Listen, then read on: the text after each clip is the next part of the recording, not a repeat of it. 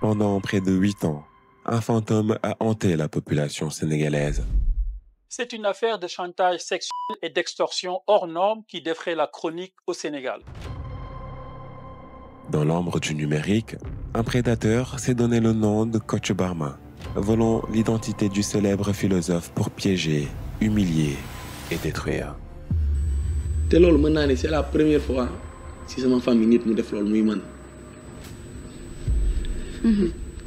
C'est la première fois ñu jël ma ñu tëj ma kaso ci ay vidéo ñoom ñuy dégg lu nekk ñu koy dégg ñu toog Saint-Louis 6 mois yëpp sama papa liggéeyul sama yaay liggéeyul. Son empire du crime, ses célèbres sites pour adultes, scène porno, baby porno, Boy Dakar. Des noms qui font encore trembler aujourd'hui. Des milliers de vies brisées, des adolescentes, des hommes politiques, des artistes contraints de payer pour que leurs vidéos intimes ne soient pas publiées. Des familles entières soumises à un chantage sans pitié. Un business de la terreur qui a rapporté des dizaines et des dizaines de millions de francs CFA. Pendant un peu moins de 10 ans, il est resté insaisissable jusqu'au jour où la sœur d'une victime décide de porter plainte. Une plainte qui va précipiter l'arrestation d'El Hadj Babacar Dioum et mettre en lumière l'un des plus vastes réseaux de cybercriminalité que le Sénégal ait jamais connu. Ce que vous allez voir est la deuxième partie de ma vidéo. Cet homme a détruit la vie de milliers de Sénégalais. Si vous ne l'avez pas encore vue, je vous conseille d'aller la regarder d'abord. Ça vous aidera à mieux comprendre l'histoire. Les premières heures de garde à vue ressemblent à un dialogue normal. Face à l'engouement médiatique suscité par cette affaire, tout le Sénégal ne parle que de lui. Personne ne comprend réellement comment un homme a pu faire autant de mal à des milliers de personnes. Plus de 5000 plaintes déposées contre le célèbre Kocc Barma. Et contre toute attente, face aux enquêteurs, El Hadj Babacar Dioum se montre étonnamment coopératif. Je m'appelle El Hadj Babacar Dioum. Je suis né le 24 février 1987 à Dakar. Je n'ai jamais été condamné, ni poursuivi par la justice de mon pays. Je viens de prendre connaissance des motifs de mon interpellation, suite à une plainte que vous me dites, formulée par la dame N-Job. Il énumère calmement les charges, diffusion de données personnelles, extorsion de fonds, chantage, atteinte à la vie privée. Puis il déclare « Je suis disposé à répondre à toutes les questions qui me seront posées et en toute objectivité. » Pendant plusieurs heures, il répond aux questions sur son cursus, ses réseaux sociaux, ses adresses e-mail. Mais un détail inquiète, il refuse catégoriquement l'exploitation technique de son ordinateur, ainsi que de son téléphone portable. Pourtant, dans le silence, les preuves se sont accumulées depuis des mois. Les enquêteurs sont sûrs d'avoir en face le fameux Kocc Barma. À la question « Es-tu Kocc ?», le ton change immédiatement. Je n'ai rien à voir avec ça. Je n'ai que quelques notions basiques en informatique. Je sais par exemple saisir sur Microsoft Word. Je sais naviguer sur le net et télécharger des données. C'est tout ce que je sais faire. Article 677-36. Lorsque des données stockées dans un système informatique sont utiles à la manifestation de la vérité, le juge d'instruction peut opérer une perquisition ou accéder à un système informatique ou à une partie de celui-ci. Des dossiers aux noms sans équivoque. Paid not to publish, New Girls, Seneg, des fichiers contenant des milliers de photos et ses volés. Face à chaque preuve, la même réponse. Mon ordinateur portable ne contient pas ce type de fichiers. Non, je ne sais pas. Je n'ai pas créé ces dossiers. Et face à chaque relance, la même réponse qu'il répétera 14 fois exactement. Je me répète, je n'ai pas consenti à l'exploitation de mon ordinateur portable, qui a été faite sans ma présence et celle de mes avocats. Je rejette donc l'ensemble des allégations. À ce moment précis de l'enquête, El Hadj Babacar Dioum campe encore sur ses positions. Il n'est pas le célèbre Kocc Barma. Il clame son innocence à de multiples reprises, une défense que certains de ses proches vont même relayer publiquement. ku ma ne woon tey sa micro yi da nga ci dugal yàmbaa di ko jaay daf may jaaxal ci yow ndax xaw ma ci yow loolu moo tax buñ demee ba ni kii moo def lii ba fii ma toogee damay moom defu ko même bu force de l'ordre ne gis nañ ko ci ay bagage am waa force man xam nga dew ma ci force de l'ordre mais ñoom ñoo ko publier ci internet bi waa xam nga man gis naa rek ñuy wax. Mais les enquêteurs de la division spéciale de cybercriminalité allaient faire une découverte qui allait tout changer. Sur le bureau de son MacBook Pro, dans un fichier, se trouvaient les codes d'accès complets aux sites pour adultes Zenporno et Babyporno. Une preuve accablante, littéralement laissée à la vue de tous, sur son propre ordinateur. Ces codes ont permis aux autorités de prendre le contrôle total des plateformes et de les fermer définitivement. Mais la preuve ultime venait des vidéos elles-mêmes. Les mêmes contenus qui circulaient sur les sites étaient stockés dans son ordinateur. Pire encore, l'analyse de son compte bancaire a permis de révéler que son compte à la CBAO recevait des virements directement générés par ces plateformes. Alors, si El Hadj Babacar Dioum n'est pas le célèbre Kocc Barma, comme il le prétend, une question cruciale se pose. Qui est le véritable cerveau derrière ce réseau? Au cours de mes recherches, je suis tombé sur des témoignages, pour l'instant toujours en cours de vérification, qui dépeignent une machine criminelle d'une froideur glaçante. Imaginez un vaste réseau de criminels, assoiffés de pouvoir et d'argent, capables du pire pour remplir leurs poches. Maintenant, imaginez une jeune femme qui commence à discuter avec un parfait inconnu sur Internet. La personne à l'écran est soignée, chèrement propre sur lui. Les messages sont attentionnés. Les appels vocaux instaurent une confiance profonde, jusqu'à cette proposition qui semble romantique, un rendez-vous dans une chambre d'hôtel ou une auberge. Le piège vient de se refermer sur elle. Sa vie ne sera plus jamais la même. Dans ce lieu, des actes intimes sont filmés à son insu. Plusieurs jours après, le cauchemar commence pour de bon. Elle doit payer pour que ces vidéos ne soient pas exposées. Et si elle n'a pas d'argent, ce n'est pas grave, car dans plusieurs localités de Dakar, des hommes l'attendent pour qu'elle passe la nuit avec eux. Elle paiera sa dette en partageant, malgré elle, des nuits horribles avec plusieurs hommes, parfois plusieurs fois dans la semaine. Qui sont ces hommes? Des individus qui paieraient pour coucher avec des filles, devenant ainsi les complices d'un système d'exploitation et d'esclavage moderne. Au cœur de l'affaire Kocc Barma, un deuxième nom est soudainement sorti de l'ombre. Un nom qui allait révéler l'existence d'un réseau bien plus structuré qu'on ne le pensait. El Hadj Hassan Demba. Derrière ce nom se cache un homme au double visage. D'un côté, un homme calme et discret, un homme si effacé que ses collègues le décrivaient comme très correct et engagé, affirmant n'avoir jamais soupçonné quoi que ce soit à son égard. De l'autre côté, un cybercriminel chevronné qui maîtrisait parfaitement l'art du piratage et du brouillage des traces numériques. Son passé criminel remonte à plus de 10 ans. Alors, âgé d'à peine d'une vingtaine d'années, El Hadj Hassan Demba usurpait les comptes Facebook de personnalités comme Yerim Sow, Cheikh Amar et même l'ex-président Macky Sall. Son mode opératoire, se faire passer pour ses identités pour promettre à des proches des postes, des terrains ou des services fictifs. L'ancien maire de Fass Colobane, Adama Ba, en a d'ailleurs fait les frais. Tout commence en 2013 quand un message change le quotidien de Adama Ba. Le célèbre homme d'affaires Cheikh Amar lui écrit personnellement. Le ton est chaleureux, les photos authentiques, rien ne semble suspect. Au fil des échanges, une opportunité extraordinaire se présente. Un poste de direction au Maroc, une voiture de fonction haut de gamme, des avantages conséquents. Flatté par cette marque de confiance, Adama Ba envoie rapidement son CV sans hésitation. Mais derrière l'écran, un imposteur prépare son coup. El Hadj Hassan Demba, sous le masque de Cheikh Amar, tisse sa toile avec une philosophie diabolique. Après avoir obtenu la confiance de Adama Ba, il lui demande un objet d'une grande valeur. Une voiture. Est-ce que c'est bon pour vous? Est-ce que c'est bon pour vous? Convaincu de parler au vrai Cheikh Amar, Adama Ba dépêche l'un de ses chauffeurs avec une voiture à livrer. Mais le destin en décide autrement, le véhicule tombe subitement en panne. Elle n'arrivera jamais à destination. Jusqu'au lendemain, Adama va croiser le vrai Cheikh Amar. Il lui parle du poste au Maroc, de la voiture, des avantages. Mais Cheikh Amar va ouvrir grandement les yeux. De quoi il parle? Adama se rend compte qu'il vient d'être piégé par un escroc sur Internet. Le poste, la voiture, le Maroc, tout était absolument faux. Il décide de porter plainte. Les enquêteurs remontent rapidement la piste numérique et parviennent à identifier El Hadj Hassan Demba comme le cerveau de cette arnaque. En pleine nuit, il est interpellé chez lui à Hann Mariste. Une autre grande personnalité fait partie de ses victimes. Il s'appelle Cheikh Ahmed Tidiane Baye. Rapporté par Keolu TV, il serait le premier Sénégalais à s'installer dans la ville de Memphis aux États-Unis. Un homme respecté, connu pour avoir aidé des centaines de Sénégalais à s'y installer.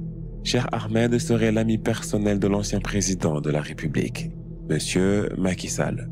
Les deux hommes se connaissent depuis longtemps et partagent une amitié solide. Un matin, Cheikh Ahmed reçoit un mail, signé Macky Sall. L'adresse mail paraît officielle, la photo est bien celle du président. Le ton, la manière d'écrire, tout y est.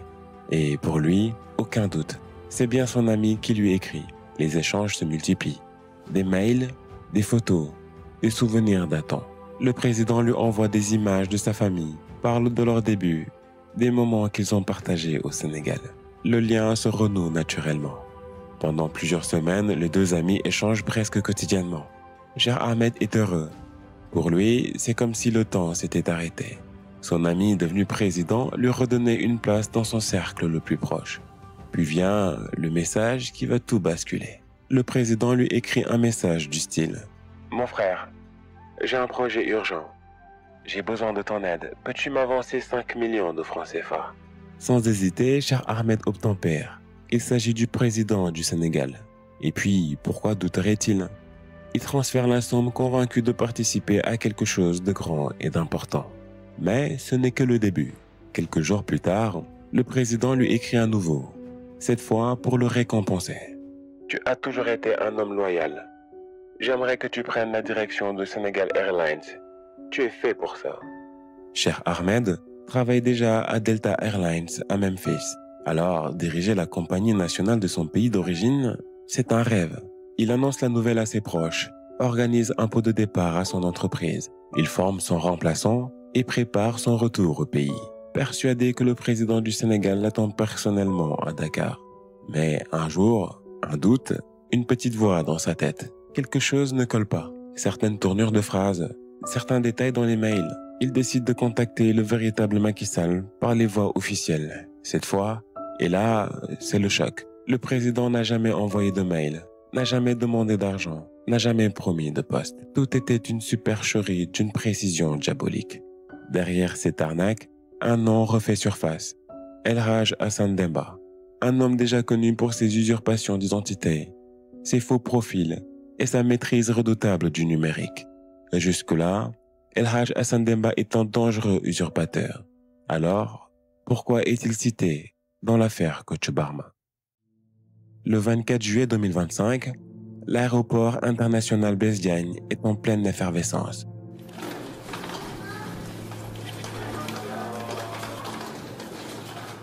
Les passagers se pressent dans les files d'embarquement, les haut-parleurs crachent des annonces indistinctibles. Parmi eux, un homme marche d'un pas sûr, billet à la main, valise sobre, sur le point de quitter le territoire. Ce qu'il ignore encore, c'est que la division spéciale de la cybercriminalité a déjà verrouillé sa position. Les agents l'attendent, le piège est déjà en place. Quelques minutes plus tard, alors qu'il s'apprête à franchir le contrôle, il est soudainement interpellé. Fouille minutieuse, téléphone saisi, ordinateur portable confisqué. C'est ici que tout bascule. L'arrestation de celui que certains surnomment déjà le cerveau numérique de l'affaire Kocc Barma. Les enquêteurs remontent sa trace depuis plusieurs jours. Sur les appareils saisis chez El Hadj Babacar Dioum, arrêté une semaine plus tôt, des liens entre lui et Assane Demba sont directement établis. L'enquête technique a permis d'établir un lien direct entre ce dernier et les sites incriminés. Les paramètres d'administration des plateformes Stenporno, Babyporno et Boy Dakar étaient liés à son identifiant numérique, l'adresse email ainsi que le pseudonyme Logdaour lui appartenant. Pour vous donner un exemple concret, voici un snap publié par Kocc Barma il y a quelques années. La vidéo est signée Kocc Barma et, si vous regardez un peu plus bas, Logdaour, un duo de choc. Plus grave, l'examen de son téléphone portable a révélé la présence d'une vidéo intime mettant en scène une femme désignée sous les initiales PS. Tournée dans le quartier de Point-E, cette séquence aurait été enregistrée à l'insu de l'intéressé. Interrogé par les enquêteurs, la personne concernée a formellement nié avoir consenti à cette captation. Confronté à cette découverte compromettante, El Hadj Assane Demba n'a pu opposer qu'une justification. Il aurait conservé cet enregistrement uniquement pour son usage personnel. Dans le smartphone de ce dernier, on trouve des conversations avec MBD privées qui font mention d'une situation sous contrôle. Non, il ne parlera pas. Des conversations WhatsApp où il déclare clairement « Oui, je lui ai vendu le site il y a 3 ans ». On note également des historiques de navigation prouvant qu'El Hadj Hassan Demba suivait de très près le développement de l'affaire Kocc Barma depuis plusieurs jours. Son adresse IP aurait d'ailleurs été localisée sur certains serveurs utilisés pour héberger les sites pour adultes. Et surtout, le fait qu'avant de quitter son Airbnb, il a soigneusement effacé toutes les données qui étaient enregistrées par son système de connexion, comme si il avait des choses à cacher. Pour les enquêteurs, il n'y a plus de doute. El Hadj Hassan Demba n'était pas qu'un simple internaute, mais peut-être bien l'un des architectes techniques du réseau. Un choix stratégique des autorités sera fait, séparer les deux cerveaux présumés de l'affaire Kocc Barma. Pendant qu'El Hadj Babacar Dioum est incarcéré à Rebeuss, El Hadj Hassan Demba lui reste isolé au Cap Manuel, afin d'éviter toute coordination entre les deux hommes. tey mu indi oto bi su doon indi oto bi monté ay caméra ci say lampe et am na koo xam ne influenceuse ñëpp ko xam mu ngi ci TikTok bi ay lampe lañ ko monté ci ay lampam lañ ko defal ay caméra. am na yenn DG yi balaa ngaa dugg ci hôtel bi moom da lay jiitu ci hôtel bi fekk miin na ko ak ay caméra. dem génnaat léegi da ngay ñëw même loué même chambre mu nga yaakaar ne chambre bi da nga koy soog a loué fekk loué ko gars yi jiitu nañ la ba miin ko. dëgg la bu ñu génnee li ne ci moom dëkk bi dina yëngu. jamono ji nekk léegi foo fi dem ci auberge wala nga dem ci hôtel dañ lay filmer. les hôtels là filment tout le monde. ci lamp yi lañ koy. waaye man la même président la bu fanaan ci hôtel dañ lay filmer. c'est des mafias. wóorul de. il faut arrêter. il faut nit ki da ngay am rigueur am gën a gis nga fi ne nii ñoom ñëpp lañ filmer xaw nañ leen a rey. koo ci liñ ci jàpp ci xaalis tuuti na am na ñoo xam ne liquide lañ joxe. am nañ joxe ay liquide joxe ay terrain joxe ay. On raconte que dans plusieurs Airbnb de la capitale, les caméras espions attendraient sagement de capter des moments de vulnérabilité. Très souvent, des messieurs piégés par des femmes aux formes généreuses et d'une grande beauté. Selon des témoignages, ces images d'une valeur inestimable seraient la véritable monnaie d'échange de ce réseau. Il s'agirait de paiements parfois en espèces pouvant atteindre les 10 millions de francs CFA. Face à la menace d'être exposés, des personnalités influentes souvent faisant partie du cercle de l'ancien pouvoir auraient déboursé des fortunes pour étouffer des scandales qui auraient emporté des carrières, des réputations, des vies entières. Au-delà de l'argent liquide, on évoque aussi des règlements en nature, voitures livrées à domicile, terrains cédés pour une bouchée de pain, tout un système parallèle de faveurs qui aurait servi à blanchir le butin de ce vaste réseau de chantage. Bien sûr, cette information est à prendre avec des pincettes. Ces faits ne sont pas encore confirmés par les autorités, mais méritent qu'on s'y attarde. On aurait pu croire qu'une relation fraternelle les définissait. Deux hommes liés par des années de complicité, une ambition commune, on dirait presque le yin et le yang, deux personnes complémentaires. Le jour même où El Hadj Babacar a été interpellé, un mystérieux message a été envoyé depuis le smartphone d'El Hadj Hassan Demba. Bro, il ne parlera pas. Il me doit bien ça.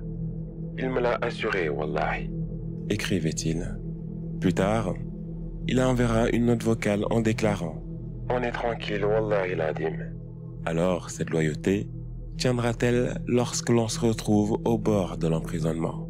La loyauté est une vertu commode quand on partage les profits, mais devient-elle si essentielle quand il s'agit de partager la peine dans une cellule humide, entassée comme des sardines, avec la peur constante de ramasser son savon quand elle glisse de nos mains? Spoiler alerte, pas du tout. Le 25 août 2025, une confrontation sous haute tension va avoir lieu entre les deux suspects. Et devant le message « Bro, il ne parlera pas, il me doit bien ça ». El Hadj Babacar Dioum, pourtant resté silencieux et campé sur ses positions depuis le début, va bizarrement se montrer très bavard. Je peux vous dire que c'est Hassan Demba, le vrai cerveau derrière le site Zenporn et tout ce qui tourne autour. Il m'a cédé la plateforme en 2020 et depuis, il agissait comme le chef, me donnant les directives à suivre. Pour sa défense, El Hadj Hassan Demba va à la barre et explique sa version. Je nie toutes ces accusations. Oui, j'ai vendu un site à Babacar Dioum en 2020. Mais ça ne veut pas dire que j'ai fait quelque chose d'illégal. Vendre un site n'est pas un crime à ce que je sache. Il poursuit en affirmant « Et puis je peux vous le dire, j'ai moi-même été victime de chantage par El Hadj Babacar Dioum. Il me menaçait de publier des informations compromettantes sur le site Sandbox. Je l'ai supplié. Je lui ai expliqué que je venais tout juste de me marier et que je voulais simplement refaire ma vie en Europe. J'avais peur qu'il utilise mon passé judiciaire contre moi. » La sueur perlait sur les fronts des deux suspects, chacun tentant tant bien que mal de sauver sa peau. El Hadj Babacar Dioum raconte. C'est Hassan Demba le vrai cerveau derrière tout ça. Il se faisait appeler El Professeur, comme dans la série La Casa del Papel. Dans ce lieu, la loyauté entre les deux suspects n'a tenu qu'à un fil. Les masques glissataires, brisés.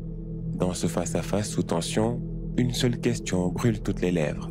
Au-delà de la vérité qui ment et du mensonge qui se part de vérité, qui de l'araignée ou de son ombre tire réellement les ficelles de cette sombre toile? Je contrôle la situation. Dans le téléphone d'El Hadj Hassan Demba, un contact revenait sans cesse sous le nom de MBD privé. Quand les enquêteurs ont creusé, ils sont tombés sur cet échange du 19 juillet 2025. Il te connaît formellement? El Hadj Hassan Demba va déclarer que MBD privé s'agissait en effet de Mame Boye Diao, ancien directeur général des domaines, aujourd'hui figure politique nationale et président du mouvement Harris, un parti qu'il a fondé après sa rupture avec la coalition présidentielle. Dès que son nom est sorti dans cette affaire, le camp politique de Mame Boye Diao a publié un communiqué officiel pour se désolidariser d'El Hadj Hassan Demba. Le texte est sans équivoque.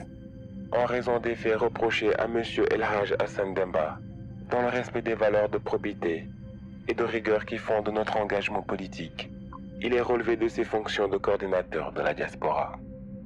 Une exclusion nette, rapide, exécutée en quelques heures. Les enquêteurs, eux, n'en sont pas restés là. Mame Boye Diao s'est présenté, apportant ses téléphones et tablettes aux techniciens de la DSC. Ces derniers ont fouillé chaque appareil de fond en comble. Résultat, aucun message compromettant n'a été retrouvé sur ces appareils. Mais le coup de tonnerre est ailleurs, puisqu'en vérifiant minutieusement le téléphone d'El Hadj Hassan Demba, les enquêteurs ont retrouvé certains messages échangés. Voici les propos cités dans le journal Libération. Il te connaît formellement? Oui, je lui ai vendu le site il y a 3 ans. MB, avant de partir, il faut savoir où partir. Le seul truc qui peut m'inquiéter, c'est qu'il parle de moi. Sinon, jusqu'à l'extinction du soleil, on ne remontera pas à moi. S'il parle de moi à la MN, je le saurai. Je contrôle la situation. Lingay def. Worul. Bro, il n'y a absolument rien. Man, demain, asalo, ça me vit. La plupart des messages échangés entre eux étaient éphémères et ont disparu après avoir été ouverts. L'article précise qu'Hassan Demba aurait reçu de Mame Boye Diao une somme de 200 000 francs CFA remis via le vigile de son immeuble à Yoff. Face à ces éléments, une question persiste. Mame Boye Diao cacherait-il quelque chose? Pourquoi virer El Hadj Hassan Demba du parti? S'il voulait absolument protéger son image et se désolidariser publiquement d'Hassan Demba, pourquoi avoir collaboré avec lui au départ, sachant le passé trouble et les activités douteuses de ce dernier?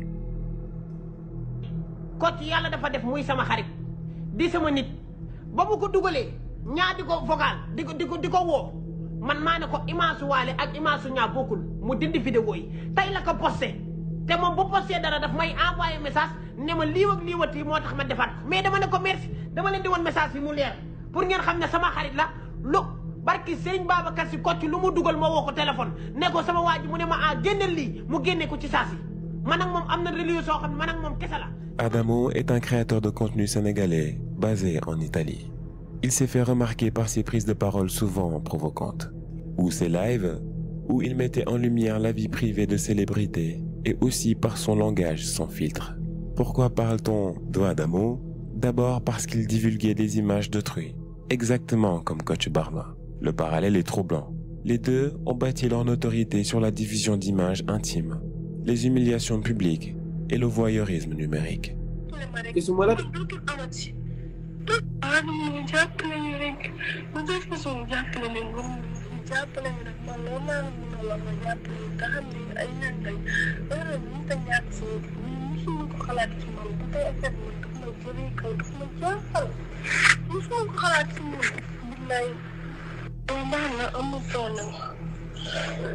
man ngay déglu ngir yàlla man maa la ko ñaan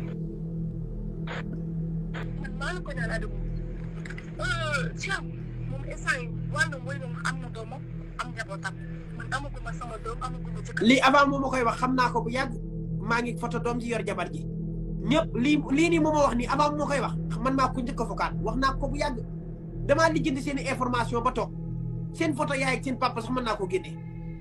ngay wax loolu yëpp amul man ku ne xam ne liggéey wàcc laa xam. ca nga naan liggéey wàcc yow ñu lay ci appartement yi. maquillage ku nekk liggéey wàcc laa xam ñooñu di ma waxal loolu yëpp barki bàyyi na si ma yaakaar. Mais surtout, Adamo a lui-même affirmé à plusieurs reprises qu'il connaissait bien Kocc et qu'ils étaient souvent en contact. Dans plusieurs de ses lives, il va jusqu'à revendiquer une sorte de relation privilégiée avec lui. Selon ses propres mots, Kocc lui aurait accordé la faveur de pouvoir intervenir pour empêcher la publication de certaines vidéos. Autrement dit, Adamo pouvait, à sa demande, sauver des personnes piégées d'une exposition publique. Et c'est là que tout devient inquiétant. Au cours de mon enquête, je suis tombé sur des informations troublantes et profondément dérangeantes. Une fois que Adamo recevait une vidéo intime, il faisait un TikTok plusieurs heures avant, faisant la promo de son live du soir. Arrivé au soir, dans un live avec très souvent plus de 20 000 viewers, Adamo va décrire exactement tout ce qu'il y a dans la vidéo.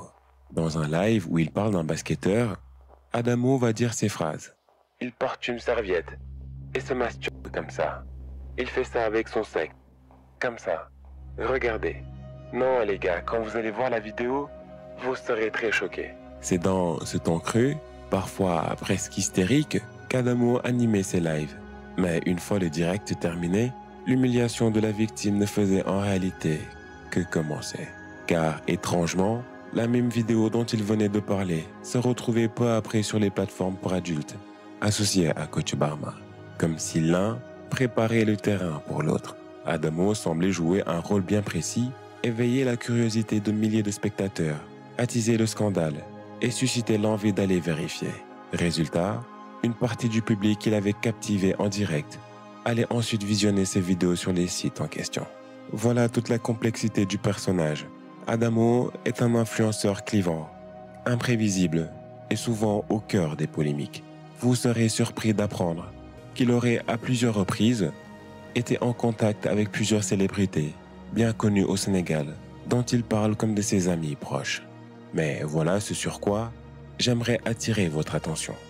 Si Adamo affirme à plusieurs reprises que Kocc était son ami, si ce même Adamo est proche de certaines figures publiques et politiques, si El Hadj Babacar Dioum, identifié comme étant le Kocc présumé, s'accuse mutuellement avec El Hadj Assane Demba et que ce dernier a eu des échanges troublants avec MBD privé, identifié comme étant Mame Boye Diao, une figure publique emblématique, alors il est légitime de se poser des questions. Pendant des années, Kocc Barma est resté introuvable, malgré des milliers de plaintes.